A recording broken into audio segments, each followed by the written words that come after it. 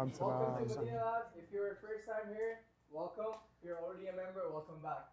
Today we have our phenomenal talk by Azhar Khan and Badar Khan. Let me talk to you about let me just give you a sneak peek on who these two are. I was just talking to them. They're doing phenomenal work. Executive at IBM, one of them working with Zap AI. The other one has TrueCube AI, also the VP of Humane.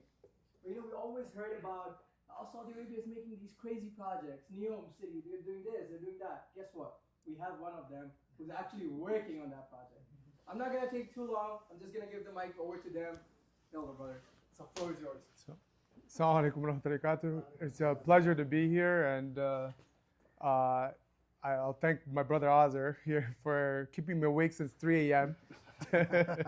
landing from Atlanta this morning. So we'll make it as informal as possible. I'm sure you guys have tons of questions around, just a small teaser that he's given. But, where do you want to start the conversation? Well, my name is Azhar Khan. So nice to meet you guys. Maybe intros real quick. So what I do today, I lead something called new kind of discipline within product. It's called outbound product management. Google's one of the first. IBM's following in close suit.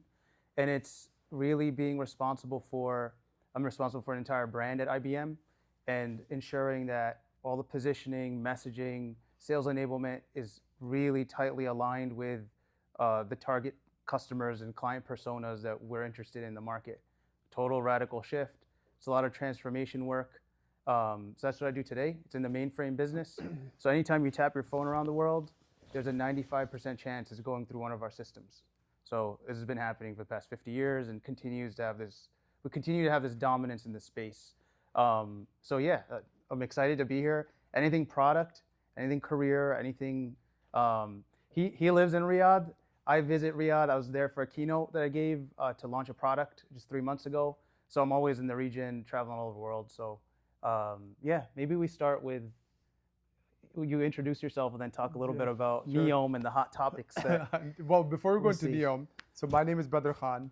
I grew up in New York. So we actually 6 brothers, 2 sisters out of the family. And we actually all grew up in New York, went to school there. So there's lots of opportunity in the world, global opportunity for 2 kids out of New York. I'm sure there's much more for folks out of Detroit. We have 5 brothers, and I think our careers are almost exactly identical until 7 years in. Diverges. 100%. So I studied computer science, computer engineering, and then electrical engineering. Did my master's in computational biology. So basically using genetic computation into engineering and applying that to optimization problems. There was what I would actually give advice around is find really good mentors, right? Because that has been my trajectory around everything that I've done and set and put my foot forward towards is because of my mentors, right? At the end of the day, it was my thesis professor, which I started doing research with during my sophomore year around this topic.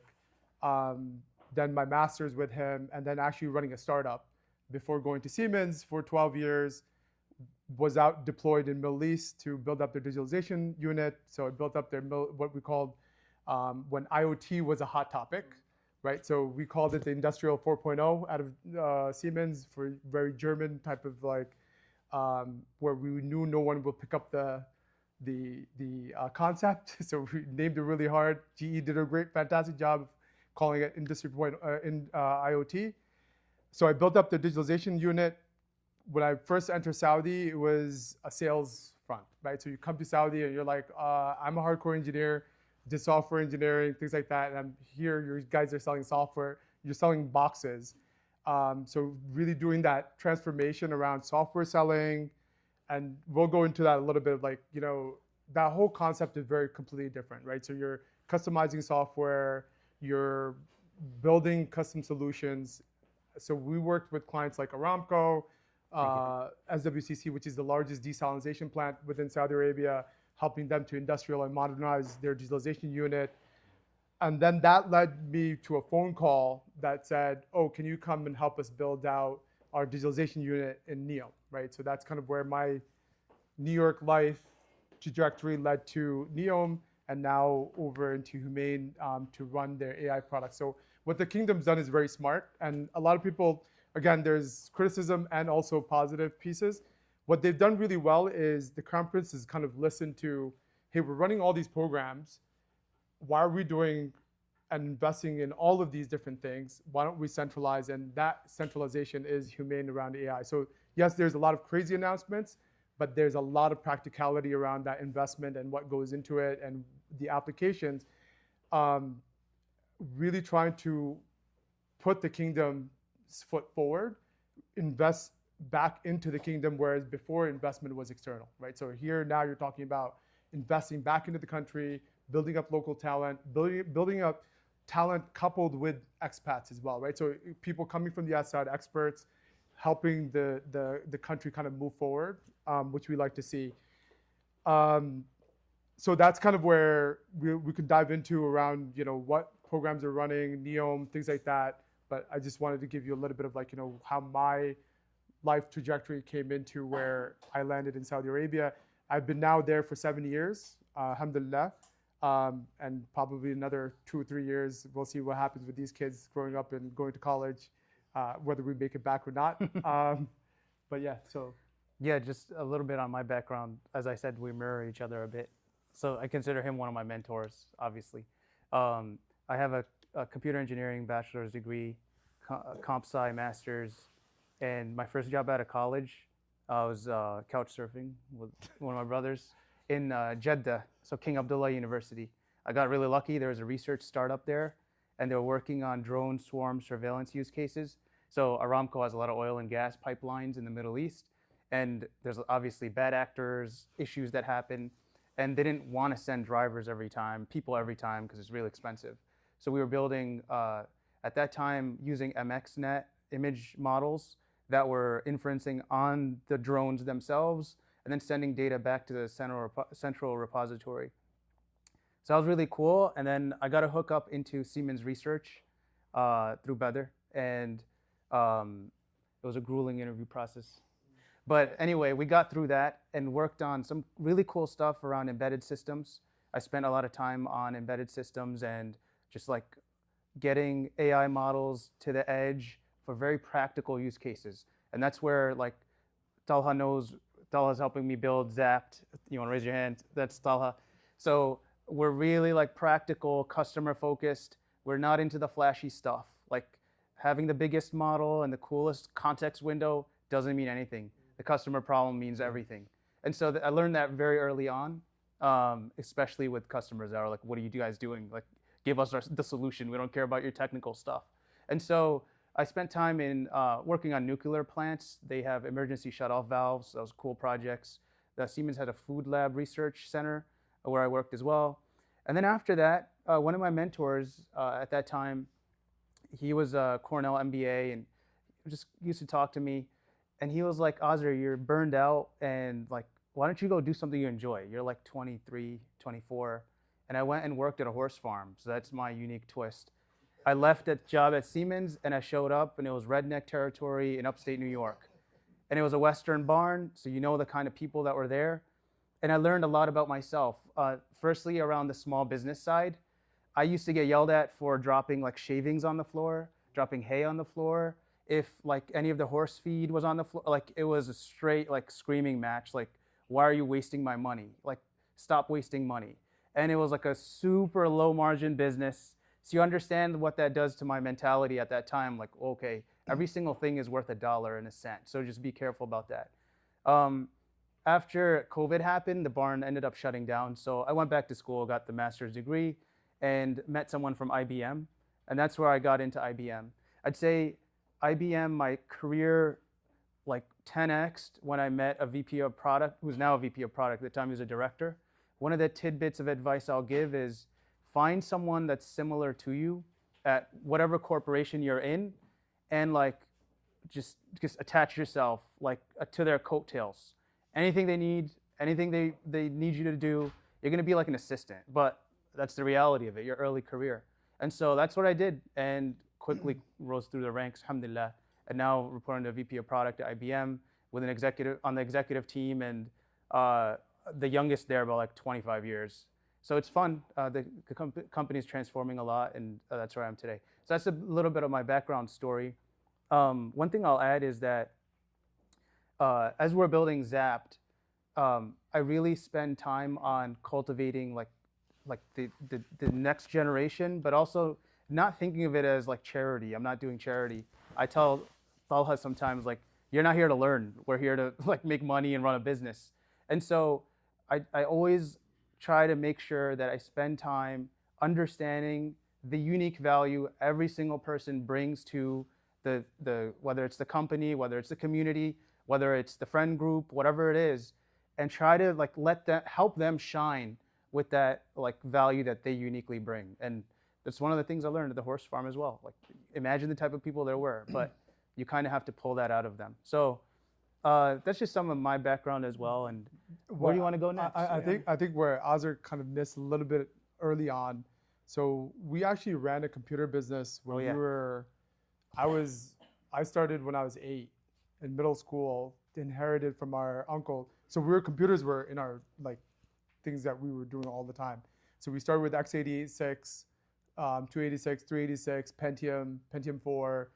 So what we did was inherited our uncle's business. He taught us all the hardware pieces, right? So that's like fundamental skills is something that you built up upon, right? Still today, we were actually sitting down and building a TrueCube box, which required us to still understand how the hardware operates and functions. Once you know those, it's just building blocks after that, right? So I started that. Then my second brother, Azhar, also got involved. We called it our computers. What we were servicing was, and it's that connection between what you like to do and the problem that the community has. Computers were the thing. People were getting connected to the internet. We were little kids going out with like suitcases that were bigger than us, fixing their computers, and they were just appreciated. They're like old folks, businesses, anyone that had a computer had an issue around, they didn't know how to install Windows on it. This is like Windows 3.1, DOS, and then when it went to 95, it was really hard back then. Now you just take a memory stick and just load up Linux and Unix and so forth. But those fundamental skills still are relevant today. I think this is it's somebody's server. Yeah, it's a good point around. It's another, I'd say, piece of advice around core competency. Like there's something that you need to uniquely bring to the table, and it changes over time. So at that time, it was like, hey, I know computers, and most people don't. And then eventually, it became like let's say 2015, 2020, when I was starting my career, it was like, are you an engineer or are you not? Like engineers were just the prize at that time. And so I made sure, dug deep into the technical, understood how to frame and brand myself as someone who knows engineering. And do I love engineering? I'm more of a business guy, but I did it. And so now what is my core competency? I always keep my eye on what is that thing that differentiates me in the market. That's an advice I'd give. A lot of people are generalist to a fault, where they're scared to like jump deep into a topic, understand it 360, and use that to help them evolve into the next version of themselves. And that's one of the cool things about that experience, I'd say, that is what led to the next thing, which led to the next thing. We had to go deep there first. Like we tend to think really far into the future. It's about problem solving at the end of the day, right? Yeah. So you have these basic sets, like we didn't know a lot of the things, right? Just imagine like 10 years old, 11-year-old kids kind of going and fixing it. You didn't know everything that you were thrown at, and it's that mindset that you bring to the problem. And it's just the problem becomes harder and bigger, right? And then it's just going to the unknown and being uncomfortable with it. When they threw me into NEOM and told me to build up the digital mobility platform for NEOM and how that's going to operate, I didn't know what I was going to do, right? So there was obviously some building blocks that you bring in, but it's the ability to kind of say, okay, well, I'm able to tackle this information. It's not organized, because a lot of times when you start to get into where you're touching innovation, where your people are asking you to do things, it's going to be things they don't know. It's just an ask. And how do you translate that ask into, hey, here's the components and the components are always the same. So what's the pain point we're solving? What's a product piece and the capabilities we're going to need? How do you build those things together? And then what are the other things that I'm missing around building that capability? That's how you attack any problem, right? So for that mobility platform, that blueprint that we put together, they're still implementing towards that blueprint, right?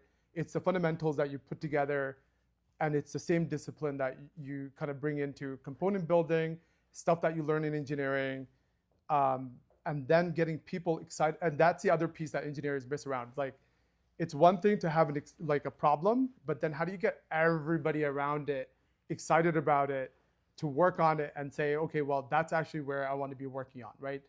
I was talking to my other brother who's working at Meta on Vision Pro.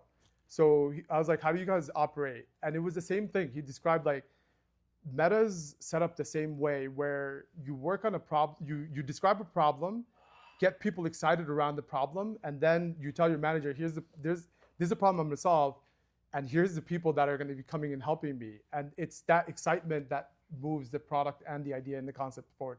It's the same anywhere you go. I'd add on to that one of the huge learnings over the past few years is like a sense of ownership over problems. Like, you want to, if someone gives you a problem, you kind of want to take control of it, in the sense of you're still collaborating, you're working with everybody, but you want to act like, really, this is your problem to solve. You own it. And that sense of ownership, it helps you drive the clarity around it, organizing it, setting up management systems and structure. And so that's a really good way to like think about stuff. Like, ownership, do as much as you can to bring people on board, rally them around the vision, and bring it to life. So we talked a lot of Yeah, different abstract concepts. Any So questions or anything? yeah, I want to kind of make it a little bit real for you guys, right? So like, maybe we open it up and ask questions, or maybe it's a discussion like, hey, we're building this thing, certain ideation, things like that. We can definitely float freeform Let's on do it. that. Yeah. It's always the lab owners. The Medina labs, Yeah, yeah. exactly. That start. Like, come We're on, building guys. stuff ourselves. Come on, guys. They came in the merch today. So one question you had mentioned before is that you're not advertising your technology, but you are basically talking about the problem and how are you solving that problem? Where does this merge for a customer? Like, how do I get from talking about a problem, letting them know, say for instance it's a landing page or through whatever means, talking about a problem, letting them know that we understand the problem and that we're here to solve it, but also showcasing how our technology is superior, basically. A lot of the tech people can't translate that into, from technology to problem solving. So, Yeah, thoughts? I'll go first. So I think, any product you build ever needs to be, especially today with AI, you can go code an app in Replit in seconds. So the differentiator today is customer obsession. So you kind of want to go out into the market. You want to identify who are the people that are remotely interested in this idea you're working on, or that's not even probably the right way. It's who are people that are facing some pain point or problem that they need to solve.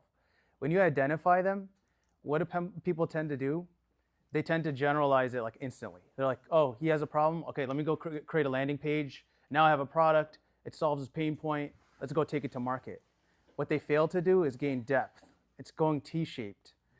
Go deeper into the customer's environment. Ask them what other personas and people are involved. What are the pain points that the influencers feel? What are the pain points that the decision makers feel? Who has the money? What is the person who has the money measured on? And so you ask those kinds of questions, then those things start to become real and practical. So then how would you talk about it on a landing page? In the words that the decision maker would really care about or would resonate with them. How do you characterize your claims and the way that you position yourself relative to other competitors in the market as far as measurements and like we're X% this, X% that? You go back right to the decision maker. If you deeply, deeply understand them, then they will tell you themselves. Actually, this morning I was on a call with a CFO, a company from Sweden. He said, I want to use he didn't know what agents were. He's just throwing this word around. I want agents to make the work my employees do go from 10 weeks to 10 minutes. There you go.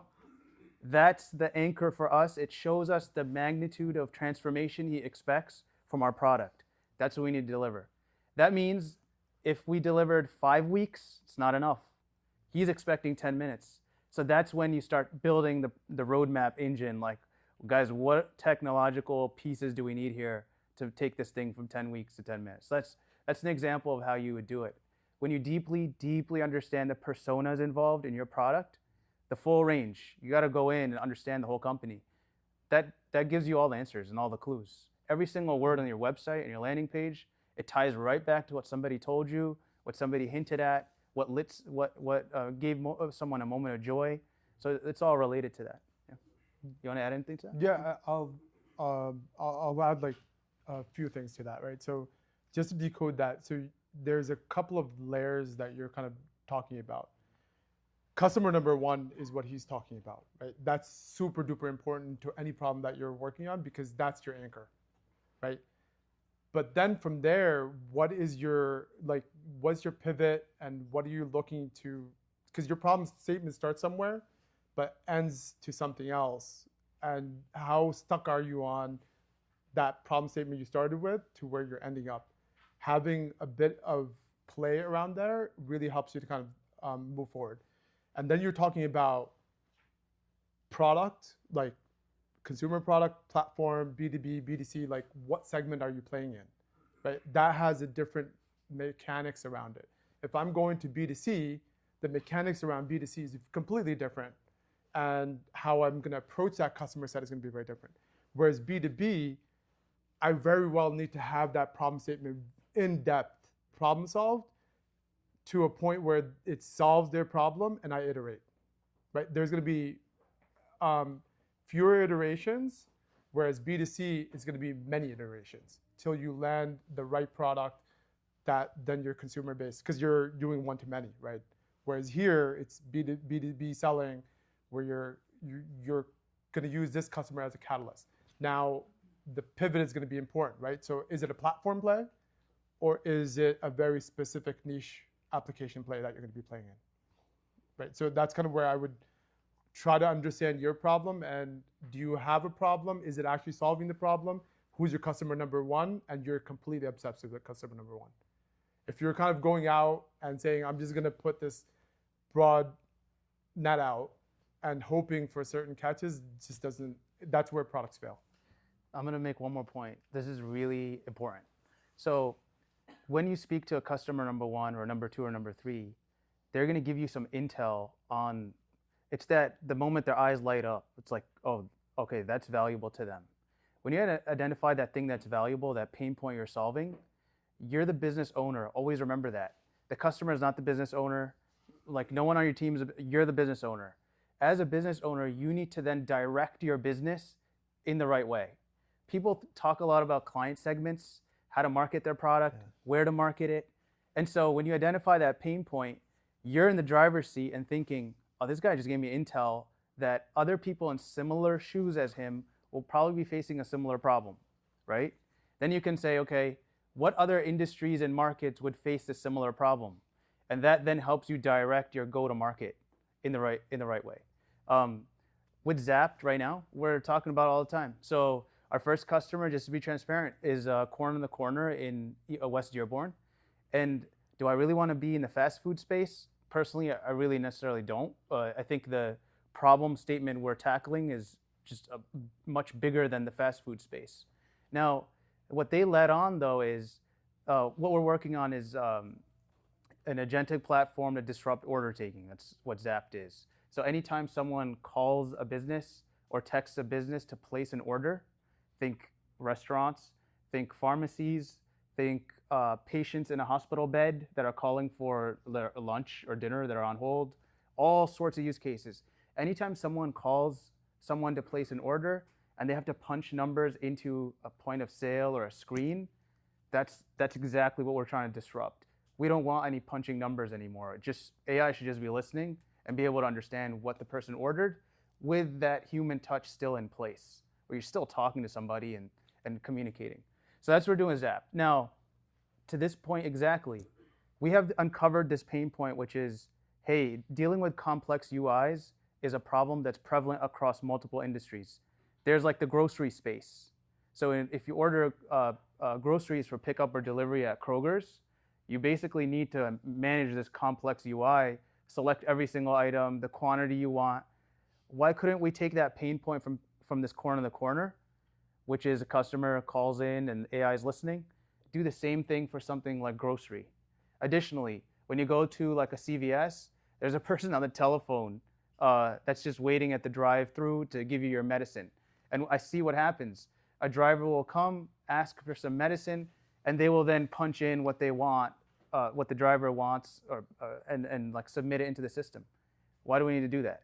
So like that same pain point, I make the decision to apply it to whatever industry I want based on what addressable market and like how big I want this company to be. If I want it to be small and local, maybe I stick with restaurants. If I want it to be global and multinational, maybe I get into groceries. So really the point is, once you uncover that pain point, you're in control of the business. You direct the ship wherever you want to really go. So there's two elements to that as well. Like, one is fear of failure, right? So if you're gonna be fear of failure, like you're gonna fail, not gonna work, and you're not gonna ship. So you gotta ship, you gotta fail, and you gotta iterate, right? OrderBot, I would say like we started one back in what, 2000 or something, where we were experimenting before Panera Bread put out their kiosks where they're putting. And what we learned was like, we put it out in KFCs, which is like not Kentucky Fried Chicken, Canadian Fried Chicken, which is a local Muslim brand, right? And what we found out was like, people don't want to go to kiosks because they're looking for human interaction. When they're going into the stores, they want to talk to the guy. They want to ask him, how was the day? And what's the new news around the neighborhood? So they didn't want to go in and punch, even though we put in like, you can talk to it, you can order your sandwich, whatnot. And there was no AI at the back in the day, so you're kind of programmatically putting these things in. So that, like, we did 4 iterations. Like, OrderBot is probably 4th or 5th iteration where we're saying, okay, we have certain mistakes that we've made, some understanding. How do you now so don't fear of failure, you got to get over that and ship. You're going to make mistakes. Your first product's not going to be the best one. Yeah. How did you overcome that? They don't want the bot. You keep on iterating. So here, that next version, so the first version was a tablet version. Then we were doing speech to order. So basically you talk, and then there's an AI agent that will talk to you. That was something that didn't work either. And now it's SMS, right? So you don't actually know who's on the back end. They're thinking some humans texting you back. Yeah. So, but they're just asking for menu orders, right? And what you're translating that is from what they want, an abstract text message on you and all these semantics that we're using, to a menu item on a POS kiosk system that places an order. 2 questions. No, going back to 2 things you just said. Sometimes you're selling something and the decision maker's not buying it. But also, sometimes the persona is not clear, it's fuzzy-ish. So I'm in the education space. The principal is of the mind, if it's not broken, don't fix it. It's going to cost money, we don't need it. And then the student, they just want to have fun. So how do you talk to 2 personas? That's an interesting problem. Yes. Yeah, well, we do it all the time. So it's you're really like mapping out. You're gonna have like really 3 categories of people. You'll have a decision maker, you have an influencer, and you have a user. You might have also a buyer sometimes, like out of the procurement office. What your job is basically to do is to see when you identify the pain point, build a solution for that pain point, actually have a product. Yeah, but it's your bell curve, right? So you have your early adopters and your laggards, right? So it's the same model applies everywhere. So you have to find out the right mix of, you're going to one customer, right? Maybe that's not the right customer. So who do you go to that is going to be an early adopter? The kids might be, but is there another advocate for what you're working on? Maybe another school, another principal. You have to kind of diversify. If he's not, and then maybe you don't have the right problem statement that you're going in with. So you have to kind of validate all those things. And if it's not an early adopter, then you have to kind of, again, but in your case, in this case though, like if you have multiple people involved, you got to just see like if someone's not influencing the sale at all, that means they're not a persona for you to even target. Yeah. So you just kind of remove focus from that person and focus on the one that can actually influence the deal, right? What is the product you're building? Oh, curriculum. They come and go. Okay. Okay. Yeah. Okay. Curriculums are evolving. Mm-hmm. Why didn't Cool. you? Well, yeah. I think there's she had a question. question, and then Yeah. we could, Yeah, there was about something else. So is that okay still? fine, Yeah, go sure. for it. All right. So I was thinking, like, lately about a business idea. Like, I recently just got out of a state called limerence. Does anyone know here what limerence is? So basically, Yes, I do. yeah. So so basically, it's when you're madly in love with somebody, but you don't know if the other person likes you back, and it's like very hard to and stuff. Like, it's basically you're so in love with this person, but you cannot, like, you've never been in a relationship with them, so it's not like a breakup, but it's like you can't get over this person. I was stuck in that state for 10 years. Recently, I got out of it, thank God. So basically, I was thinking of making like a mentorship for people who are stuck in limerence. Like, I talked to other people about, yeah, I was in limerence and this is what I had to go through and stuff. And there's like this guy was saying, yeah, like limerence, if you look it up on Google, they actually like there's like more attention to it. People are starting to become like more curious about it and stuff. So I think you should talk about it and stuff. So I was like, okay, like he has a good idea. And I do have a mentorship where I tell her, hey, this is my idea. Like, do you think this would work? And I already came up with like, my business name. I already came up with like, what's it going to be under and stuff. My major is accounting. So I like understand all these Okay. kinds of concepts, majority of it. But Yeah. anyway, so then like, yeah, I'm in the process of that, and then now I'm into like making the websites, which like, I don't really care about the website domain and stuff like that, as long as it like it solves a problem and it gets like it reaches out to the right people and stuff. I really don't care like about all these fancy terms and all that stuff. But I understand like, with AI it's starting to become very prevalent, and recently Amazon, they let go of a lot of workers because they want to save costs. So basically I was thinking, okay, I can do a mentorship. I can do like a digital product where I can like, sell an ebook of being like, hey, here's an ebook of how I got out of it, and here's like the price, or like even get free, like, free value and stuff. So I was thinking of something like that. But my question is how can I like integrate what I want to do with like AI? Is there like any softwares that I should use? Because like, for example, I get with running a business, you have to keep in mind of like employees and like paying wages and all that stuff. And to be honest, like if I have to, I will. But to be honest, I really don't want to pay people. Like, Yeah. I know that's very bad. There's So that's companies. where AI like comes into play. So how can I like integrate that so I don't have to hire like millions of people if I So I think the like question Yeah. is basically how to integrate AI. How, like, what's the goal? So I'd say two things. First is you don't necessarily need to integrate AI unless you need it. That's one. And then two is interesting. Like it feels like there's some work to do, and you're thinking about hiring people, but it's like kind of annoying to deal with. You can have. There's some companies that basically say, before you hire anyone, you need to try to have AI do the job first. If AI fails, then you can go hire someone. Like it's a criteria. So that could be a way that you think about integrating it. Yeah, I'd say. but before I double click, I think the question is like, it's a very loosely coupled concept around what's a mission. Yeah. And then from the mission drive, like, I think asking around people and whether AI agents can help you or not, what is the problem you're solving, and then what's that mission, and then can you align people around that mission, right? You got to have people believe in what you're doing. And that's fundamental 101 around any startup. Like, do they believe in what I'm doing? Is there a customer base? And then the growth piece kicks in. Do I need people? How do I scale?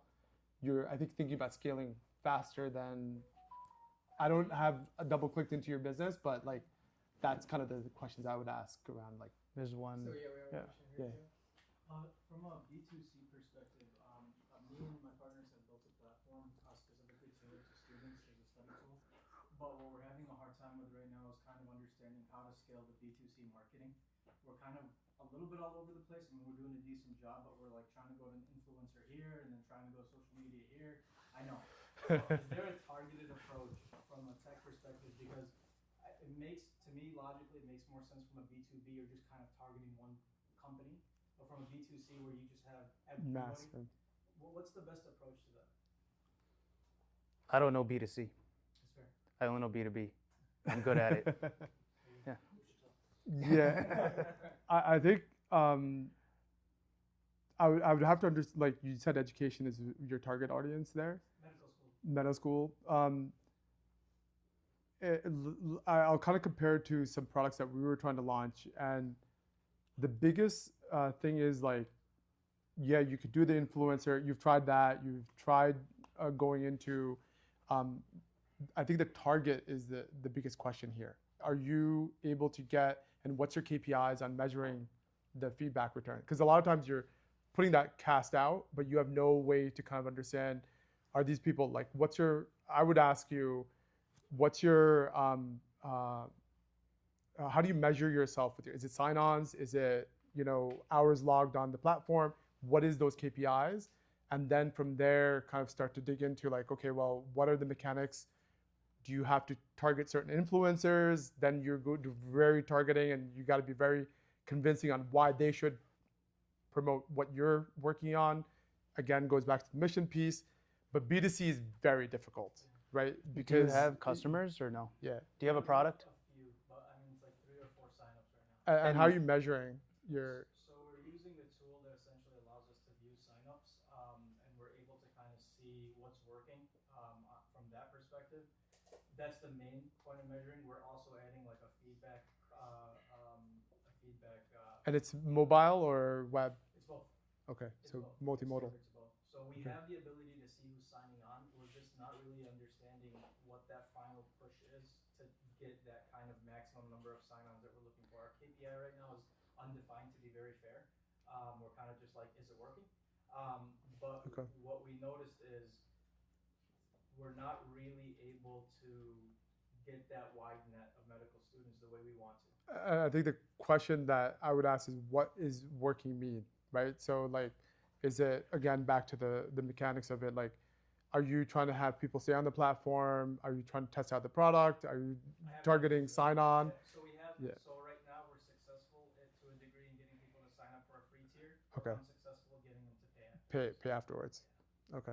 I heard Gary Vee talking about paid ads and how he said like, I don't know where you are in the stage of your business. Yeah, that matters too. That matters a lot. But funny thing, he was like, you can put out a landing page for a product, boost an ad on Instagram or TikTok, have them register for it, go to the checkout page, and then tell them like, thanks, you're gonna get the product for free.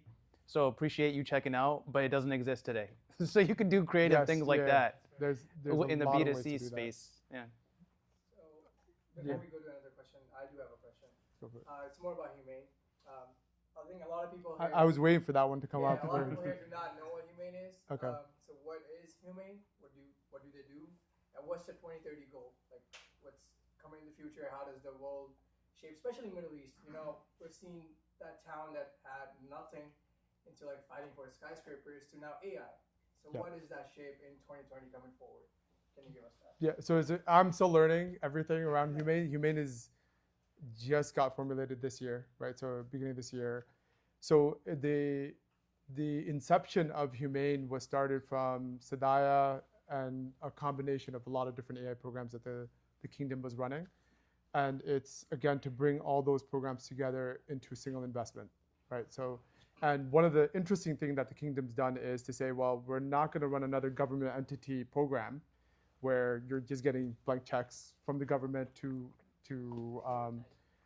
prototype or do certain activities, to where what's the ROI and what's the commercial operation model, right? So you're talking about P&L basically, right? So you're doing certain certain mechanics to get to certain customer segments, cash flow, things like that. So it's not just blank checks.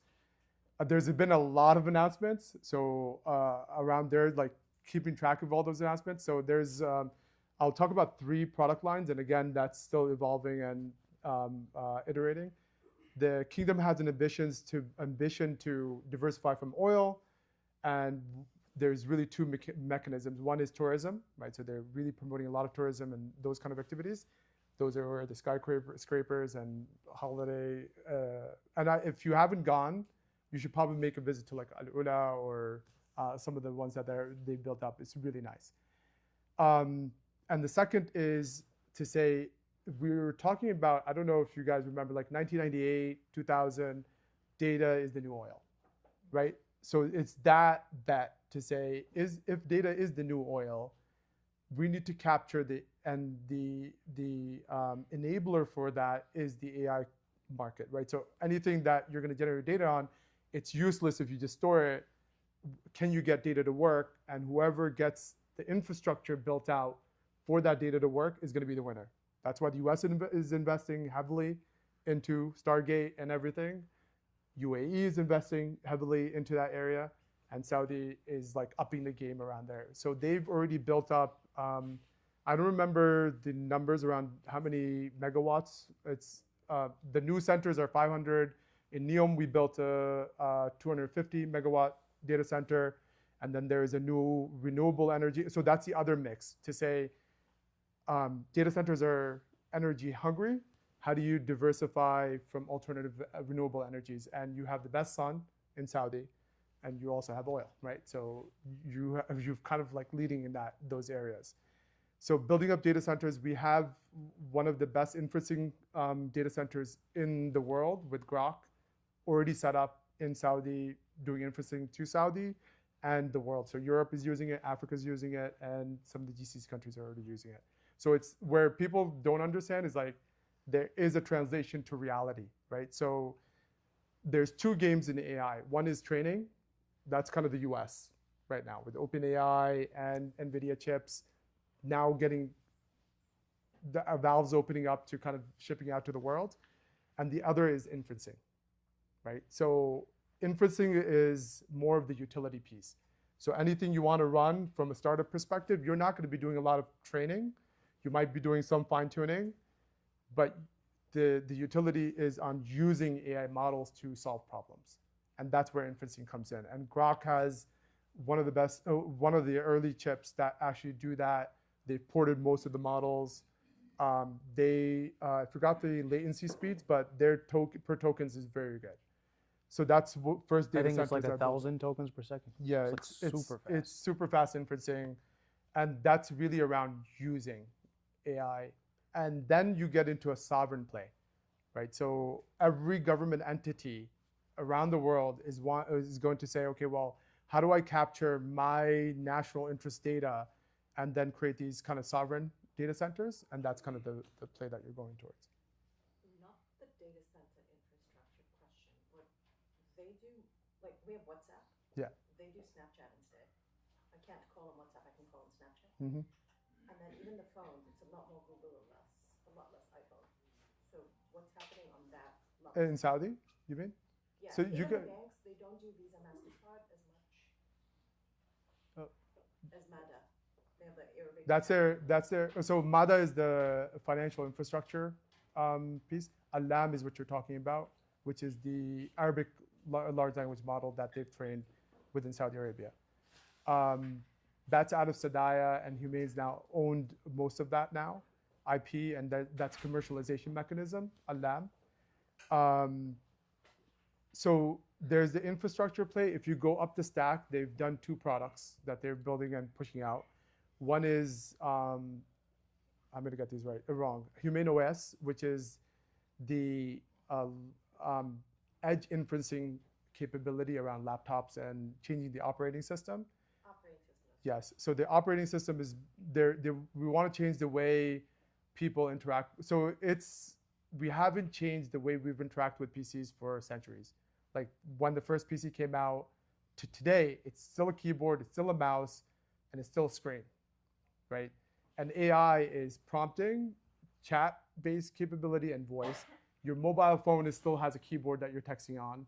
There's touch capability. How do you now change that to where it's translating to the problem that what I kind of call, what is the problem being solved? What are you trying to accomplish with your laptop or your mobile phone or whatever? Am I sending an email?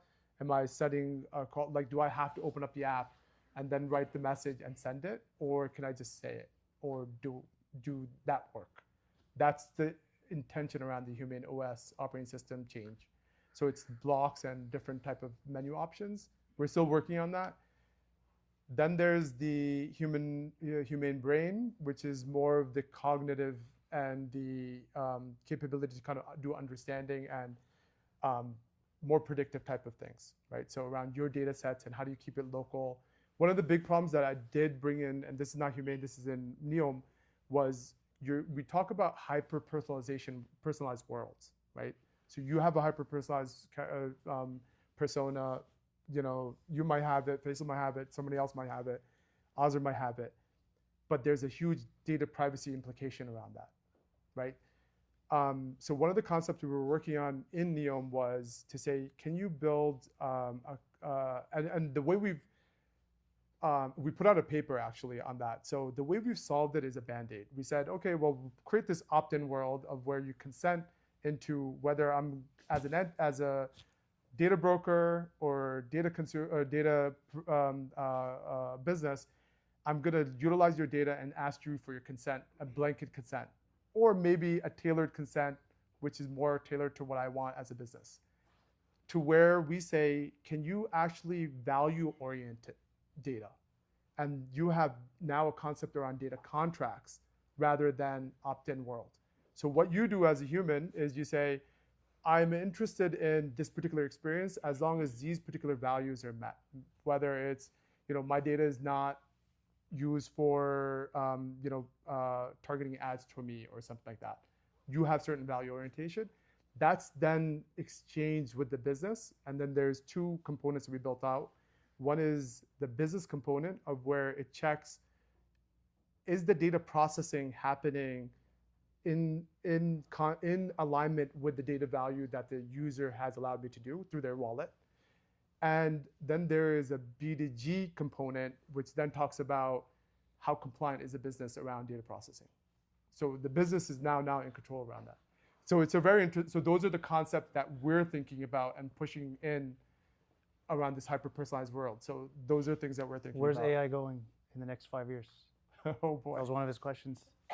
What do you think? Also, I think just wanted to add, as you were talking, man, I think because I worked on in the Middle East, one of the projects back then, the dire need was projects should be native. When we mean native, it means native language. So I think is Humane. Alam, yes. So Alam is the answer to that, right? So basically, that model has been trained around high-quality Arabic data. There's a sanitization around, nuances, things like that. So there's experts that are kind of looking at the data set, looking at. So if you kind of compare to Gemini or any other ones, Alam will give you better translations on an Arabic to English or any language prompt that you give, unlike the other ones. And you guys are free to test that. So you can actually access that through Humane Chat, is what we call that. What is it called again? Humane Chat. Alam is the large language model behind it. Alam. And where is AI going in the next Oh 5 boy. years? Yes. I wish I had that magic finger. I'm not gonna be like Elon, where it said we're gonna replace all workers. I think I see a world where you have a coexistence of, and I was actually talking to some other folks around that. It's like, we don't want to dumb down humans to where they're not able to think. And if you look at academic papers today, there's no profound innovation in it because everybody's throwing it to ChatGPT and getting responses and critiquing it. So how do you keep the innovation and that piece and that human aspect to it? But the AI's there to kind of accelerate the proof of concepts, doing work faster. Do we have to do mundane work? Those kind of accelerations. That's kind of where it's a coexistence rather than one taking over my job and complete annihilation. I don't know if you guys have seen the new robot that I think it's called Neo. Yes. So have anybody bought any? No? What? You guys are supposed to be techies. You can have one in Medina Labs. We have a bunch in our lab actually. Yeah. Not Neo, but other ones. It's just manually controlled. I mean, not manually, virtually controlled. So yes, if you look at there's VR behind it. Look, that kind of innovation obviously requires a lot of risk. So there's privacy implications around there. But somebody has to kind of move things forward, right? If you are always like, okay, well, there's a VR set behind it. Where's the training set data coming from? We don't have that kind of training. Like we don't have humans running around with sensors saying, okay, this is how much pressure it takes to close the dishwasher or open the door. Like, what are those feedback information? And this is kind of how you can capture a lot of that. Yeah, and I think with AI in the future, right, no one really knows what's going to happen. I think just looking at it from a historical context, we're kind of in a light bulb moment. What does that mean? So when the light bulb was first invented, people were still building things manually, and they brought the light bulb to the room while they were building things manually and saying, wow, look, now we can work for longer hours, like we're more productive, right? That is what they did. And we're kind of in that moment with AI, and little did they know that they are going to be replaced by these huge machines that are just going to be doing all this manual work without any human intervention, just like spitting out thousands of things every hour. Like, how fast is the Ford truck deliver a new car? Like, it's crazy. And so I think from a context standpoint, we're at that stage with AI. Like, we're barely touching the surface. Now, that said, I think there's two interesting things with AI. One at a B2B level. So where I'm at IBM, we support the full stack at our clients. So kind of how he's saying, like, we give our clients the infrastructure, we give them the middleware, everything between the infrastructure up to the application where they're starting like press buttons on a screen. Yeah. We own the entire thing. And so I really find this concept interesting around Replit. And what Replit is doing is, in an instant, you can prompt Replit. If any of you have not used it, I recommend using it and seeing it's crazy, it's awesome. Where you just prompt it to create something for you, simple use case, like my coffee gets too hot, like how long, create an alarm that just tells me like when it's ready to drink or something like that. It'll create a full app or whatever that you need, and it'll integrate it wherever you need, and there you go, the app exists today. I think that same concept in the enterprise is going to be huge, because if you had a Replit for enterprises in the future, you kind of don't need like SAP and ERP applications and these like core banking applications. Customers can just ask what they need, and instantly like an application will form with their enterprise that just gives them the answer they need in the interface that they need, all tailored to them, like totally customized. So I think that's one interesting area that I'm looking at and always trying to drive vision around at IBM. The second is more holistic. I think when the true convergence happens across AI and robotics, that's when I think all of our minds will just be blown, because today AI is immobile. Like, it can tell you things, it can guide you, it can give you insights. Sometimes it can act, and we rarely trust it to act, but sometimes it can. But when that becomes combined with an animate object that can go pick up things and move things. Yeah. Well, it's like the mapping between the digital and physical. Yeah. That's like, I think that's transformational. That's probably what that is what he's thinking, because he's building robots and he's building the AI behind it and the full world model that's around. So those are probably two, but no one really knows where we're going. But I think just joking aside, like like AI is actually fully used in doctors' offices today. You can actually go in the US, even in Saudi, like the mundane things that would take time away from patients, doctors are now using that with their patient today, where they're talking to them, having a conversation, where they're taking notes, is now like AI driven completely.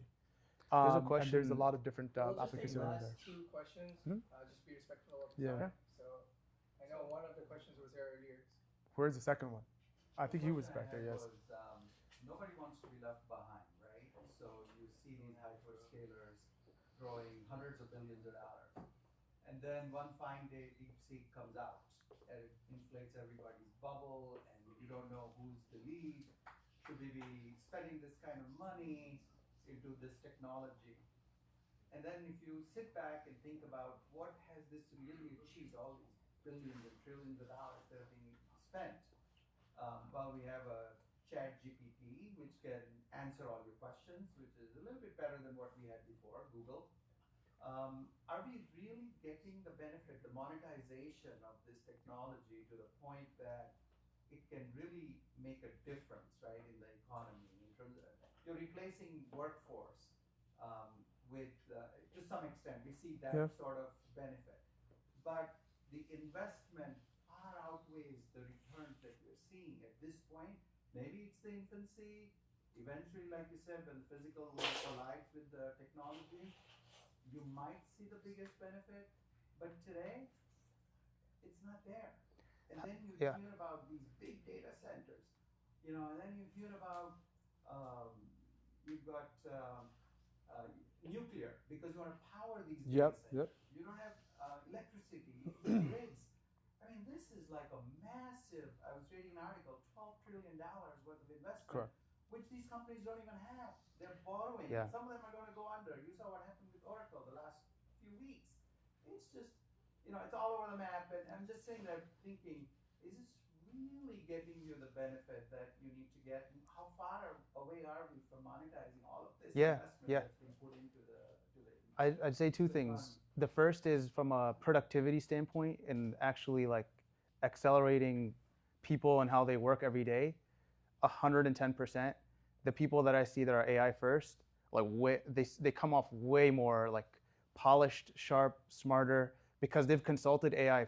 They've gotten counseling from like one of the smartest things you could ever talk to, and then came to talk to me, and that's like a radical shift versus the worker or person who doesn't consult anything, comes in and just kind of like relies on their brain, which is a pretty fallacious way to work nowadays.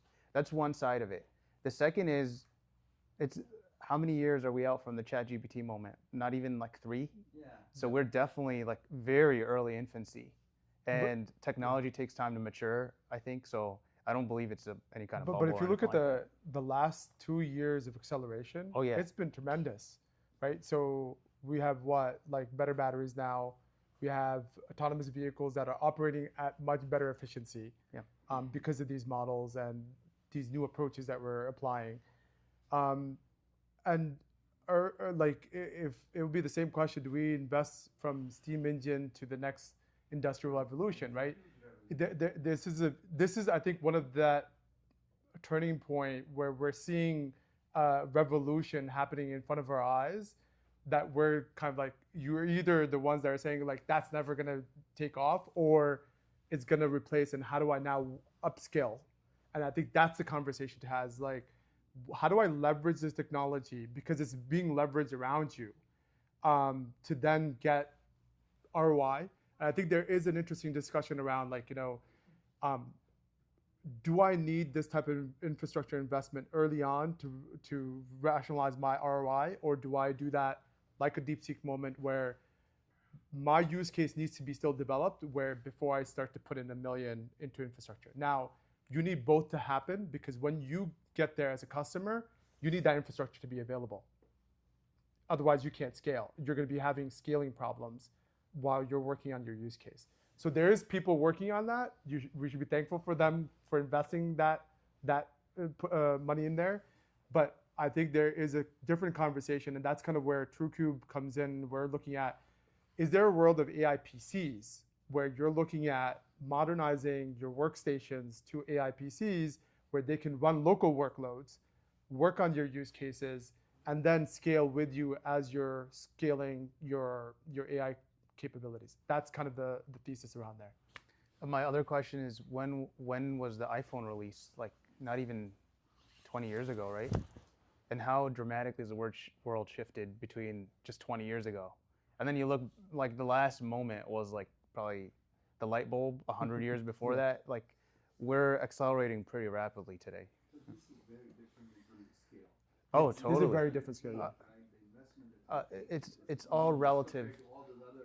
Yeah, I'd say it's all relative though. At that time, investing in like the infrastructure for electricity looked probably very similar to the bubble kind of thing we see today, because they kind of wanted to get everything connected. Yeah, so this is going back to what we were talking about a while back. Practicality? No. Not practicality, but more like product startups, that kind of thing. For a bit of background, I have an idea. I don't have a product yet, but getting there. So the question is, how do I navigate an area or a niche that already has well-established players, um, however big they are, and compete alongside them or against them? And what are the areas that I should focus on, whether that be price or even deeper niche? And how do I know when to pivot if this problem that I have applies to several industries or sub industries?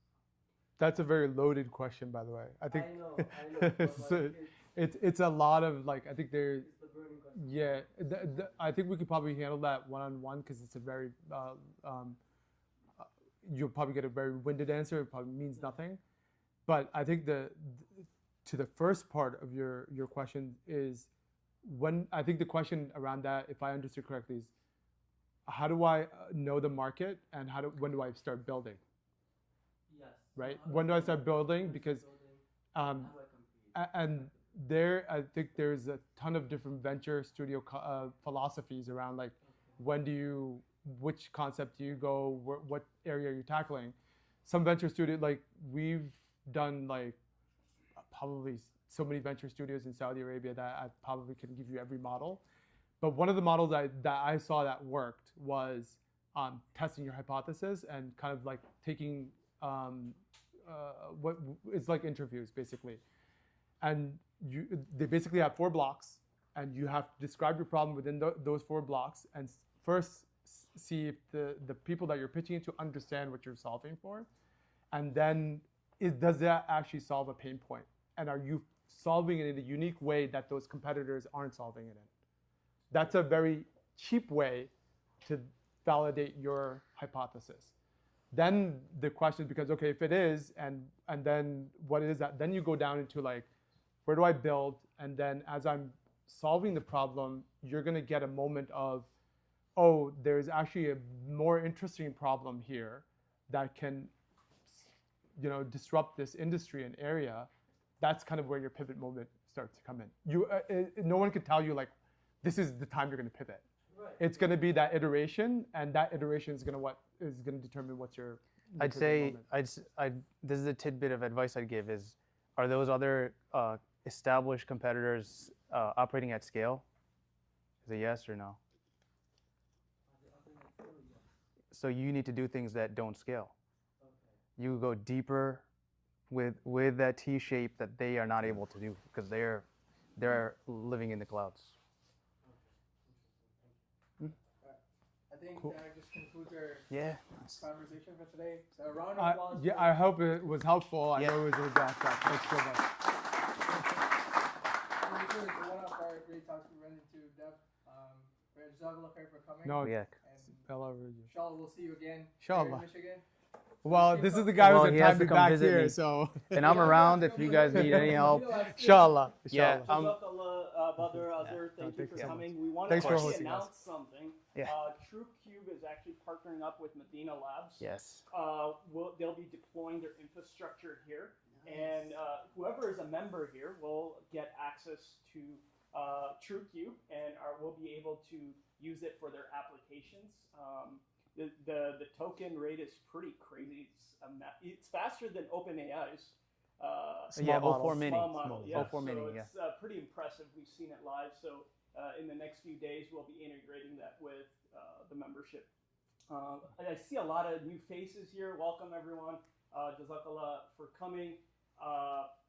If you what Medina Labs essentially is, we're an incubator, accelerator. We're a makerspace, and we have a mentor hub as well. So we've been running this for about 6 months now. We've been having workshop classes twice a week. We have sessions like these. This is our second Fireside chat. The first one was with Farhan Sayed, VP of Sales from LinkedIn. So we do plan on bringing in more, industry leaders here for this type of question and answer. So please feel free to join. A lot of the sessions are free, but our membership tier will give you a lot more workshops that are in depth. They'll require membership. We have all these tools you can use for your business. And yeah. Can I be a testament to that? So with Zapped, we needed a Mac Mini one day. Like we just needed to serve a server on a backend on Mac, and I texted the Medina Labs chat. I was gonna go buy one. I texted within 5 minutes. We had gotten access to one right here, and it like unblocked us. So it's like crazy how you guys are helping us work. Yeah, it's an amazing. I'm thing that around you guys too, are by the doing way. If you in the guys ever need community. to. The Yeah, co-creation spaces and things like this really help accelerate startups. So kudos to you guys for supporting that. The kind of installation will be ecosystem. tomorrow, hopefully. Yes. Well, if you get the server rack up. Yeah. So you can sign up at for the membership at themedinalabs.com. So I highly recommend everyone do that. One big thing on Saturdays, we have a Launchpad Saturdays where people come in to build their business, or if they have an idea, they want to know how to build it. We have mentors here available from 12 to 5 to help you cultivate an idea if you don't have one, or help you with the idea you already have. And if you have a product that you want funding or whatever, we'll get into that as well. How you can grow it at any stage. So yeah, Jazakallah for coming. Yep, thank you.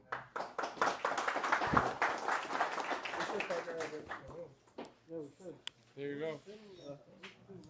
No, but this is really good for the Muslim community. Hey, you're welcome. So I sent you a LinkedIn, and I'm Okay. We appreciate you coming in, and I know we're tired, man. You just No, it's hopefully the energy level was.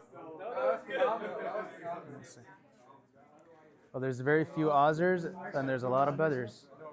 I mean, yeah, there is. There he is, yeah. Oh, thank you. No problem. Good to meet you.